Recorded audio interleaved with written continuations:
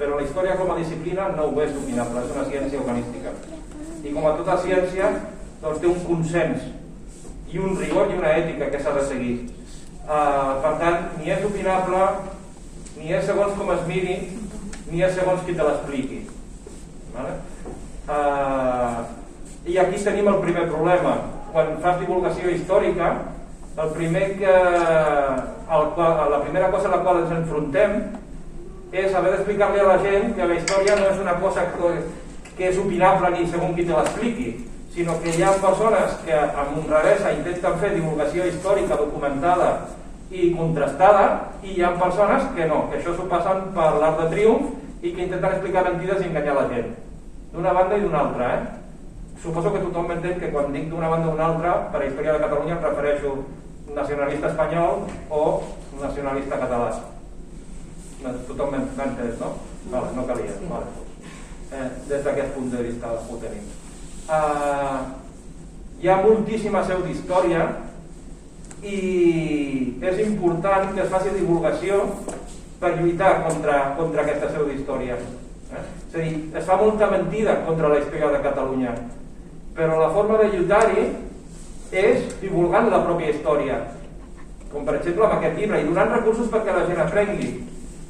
No diem que les coses pues són opinables, o depèn de qui t'ho expliqui, o el que fan alguns d'una entitat que no vull recordar, que és fer el mateix però a l'inversa.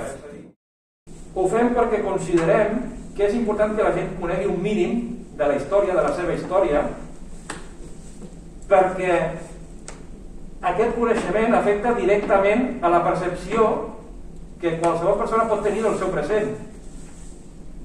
I segons com tu vegis aquest present, tindràs o no unes determinades expectatives de futur. M'explico? Si tu ignores el teu passat i malinterpretes el teu entorn actual, el més fàcil és que tinguis unes expectatives de futur surrealistes. Això són captures reals. He fet un parell de cap, tinc una pila, però us he posat aquesta perquè penso que és bastant interessant. Coneixeu l'Héctor López Bofill? Sí? Coneixeu? Catedràtic, vull dir que no és un pelacanyes. Bueno, doncs agafa i diu, ho llegeixo o ho veieu bé? Diu, de vegades em pregunto si la reacció hostil que expressen els estats-nació europeus cap a la independència catalana no té a veure amb que les seves elits tenen memòria i saben que podríem esdevenir una potència que amenacés la seva integritat. El rei Emanuel.